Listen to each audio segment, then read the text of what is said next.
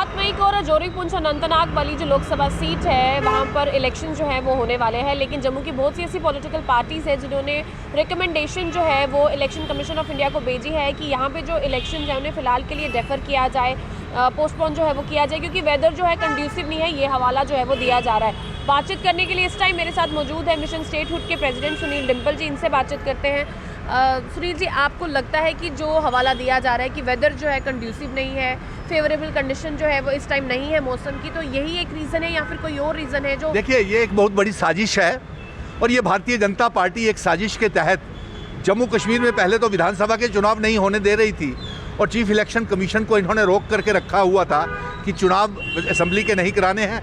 और 3 सीटों के ऊपर, जैसे अंजलि आपने ये कहा कि वहाँ पे भारतीय जनता पार्टी ने, रविंदर रैना ने, अल्ताफ बुखारी ने, आज़ाद की पार्टी ने, सज्जाद लोन की पार्टी ने वहाँ पे चुनाव डेफर करने को कहा है। क्यों डेफर करने को कहा है? वहाँ तो सबसे हम अलायंस पार्टनर्स जो है, क्या हमारे अलायंस गठबंधन जो हमारा है, क्या कांग्रेस ने कहा, क्या नेशनल कॉन्फ्रेंस ने कहा, क्या पीडीपी ने कहा ये मांग की कि चुनाव आयोग से कि चुनाव नहीं होना चाहिए? हम चुनाव आयोग से ये कहते हैं कि जम्मू वहाँ पे अनंतनाग, पुंछ, राजौरी की सीट के ऊपर डेफर नहीं किए जाएं, नंबर 1। नंबर 2, पार्लियामेंट के चुनावों के साथ साथ ही असेंबली के चुनावों का इलेक्शन शेड्यूल भी ऐलान किया जाए। और नंबर 3, वहाँ पे हमारे मियाँ अल्ताफ साहब जीत रहे हैं, भारी बहुमत से जीत रहे हैं, और भारतीय जनता पार्टी की तू कौन मैं खाम खा, ये तो भारतीय जनता पार्टी वाले तो चुनाव वहाँ पे अंजलि, वहाँ पे तो अपने पुंछ अनंतनाग सीट के ऊपर तो चुनाव ही नहीं लड़ रहे हैं ये।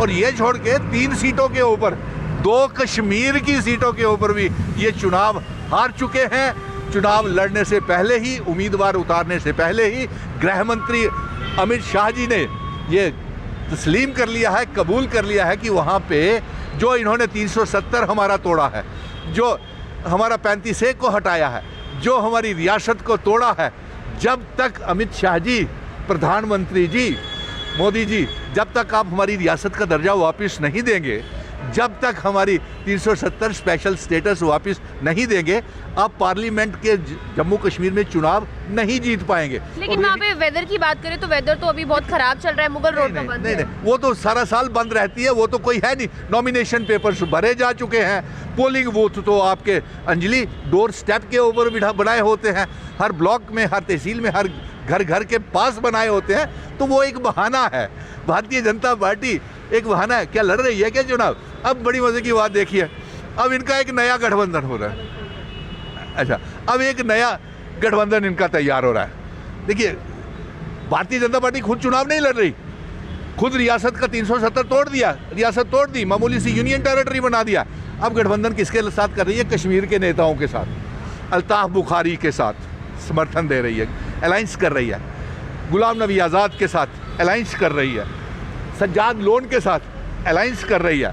अरे साहब, मैं इनसे कहूँगा, अल्ताफ बुखारी मेरे मित्र हैं, आज़ाद साहब आप भी हमारे अपने ही हैं क्योंकि जम्मू कश्मीर के रहने वाले हैं, सज्जाद लोन भी अपना ही है, जम्मू कश्मीर का रहने वाला है। आप इनके साथ हाथ मिलाओगे भारतीय जनता पार्टी से, जिसने रियासत तोड़ दी, 370 छीन लिया, हमें मामूली यूनियन टेरिटरी बना दिया, हमारे इंस्ट्रूमेंट ऑफ असेशन की शर्तें 5 अगस्त 2019 को तोड़ दी।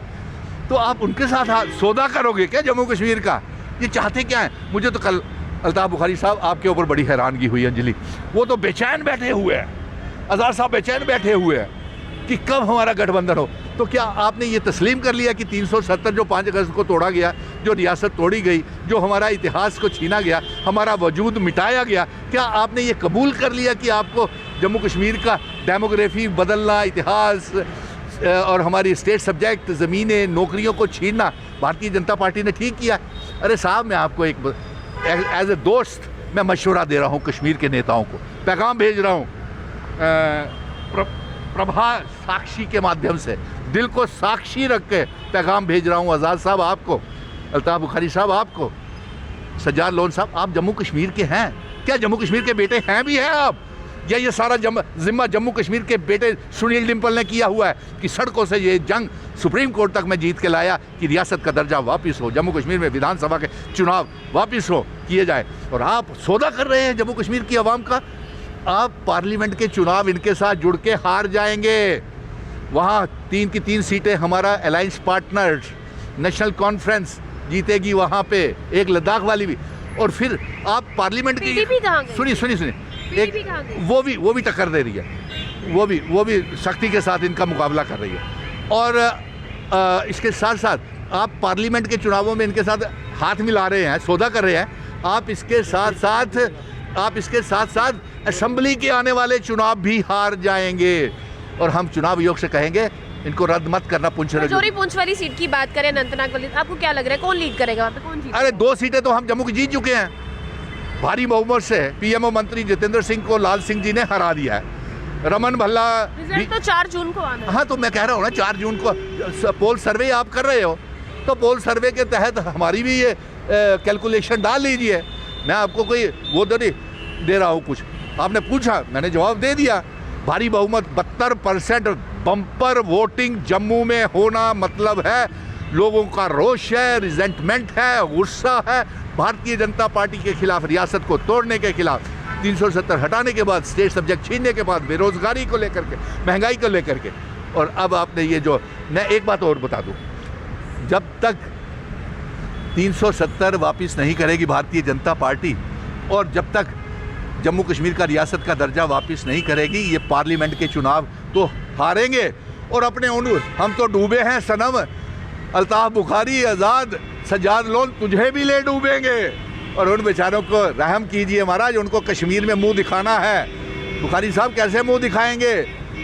आप भी आज इतने ढोल बजा करके कह रहे थे कि मैं गठबंधन के लिए तैयार हूँ। मैं देख रहा था आपके सोशल मीडिया में, देख रहा हूँ, मैं तैयार हूँ। मेरी पार्टी ने मुझे अथोराइज कर दिया है। क्या अथोराइज किया आपकी पार्टी ने? कि जम्मू कश्मीर को बेच दो, सौदा कर दो, ये तस्लीम कर दो कि 370 तोड़ना ठीक था, रियासत को तोड़ना ठीक था। क्या बातें करते हैं आप, मेरे मित्र हैं। आप पहले देखिए, आप 16 लीडर वहाँ पे गए थे प्रधानमंत्री के कार्यालय में, 4 साबका मंत्री और गुलाम नबी आज़ाद, अल्ताफ बुखारी वगैरह वगैरह, ये सारे, आपको कुछ नहीं वहाँ से मिला था। आगे भी अभी कुछ नहीं मिला है। मैंने जंग लड़ी सड़कों से लेकर के सुप्रीम कोर्ट तक, और आगे भी लड़ूंगा, 100 सालों तक लड़ूंगा। रियासत के दर्जे की वापसी, 370 की वापसी, अपनी ज़मीनें, अपनी नौकरियों की हिफाजत। अब आपने ये सवाल खड़ा कर दिया कि अलायंस का गठबंधन वो कर रहे हैं, तो अच्छी बात है, लेकिन आपने ये सवाल खड़ा किया कि हमारे अलायंस के गठबंधन में भी कुछ थोड़ा सा नेशनल कॉन्फ्रेंस और पीडीपी का इख्तलाफ है। तो मैं इसका भी आपको जवाब दे देता हूँ।